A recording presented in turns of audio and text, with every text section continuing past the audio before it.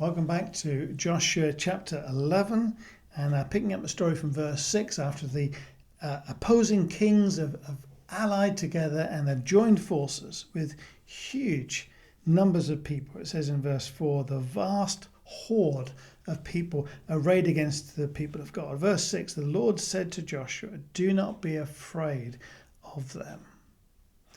By this time tomorrow I will hand all of them over to Israel as dead men. Then you must cripple their horses and burn their chariots. Talk a little bit about what happened to the defeated army in another week. Do not be afraid of them. See, God recognized that the immediate and obvious reaction or response to such a huge army arrayed against them would be one of fear. God is realistic about our emotional response to the things in front of us. There are times when we are hugely challenged by what we see.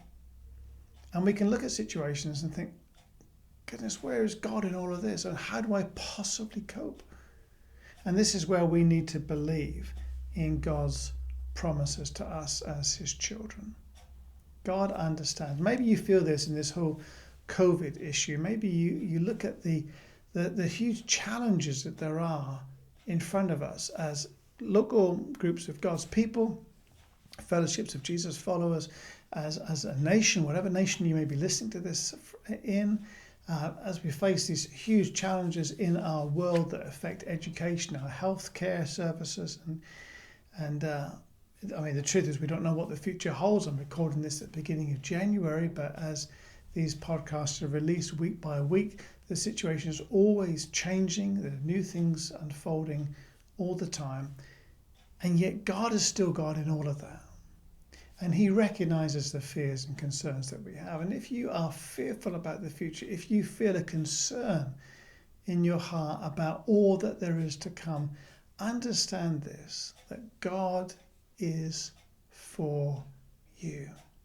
And his promises to be with you are the same today as they were last year before COVID ever was heard about, or even in many years and decades before that. God's promises are still true. You can trust in those. And that's why it's important, of course, for us to know the Word of God, because so many of God's promises are in the Word of God. And as we read the Bible, we understand that the God of the Bible is still the God that we follow today. We can live our lives in real confidence before him. So remember God's promises. The Lord said to Joshua, do not be afraid. And by this time tomorrow, I will hand all of them over to you. God has a victory already in mind. Let's trust him. Let's remember God's promises.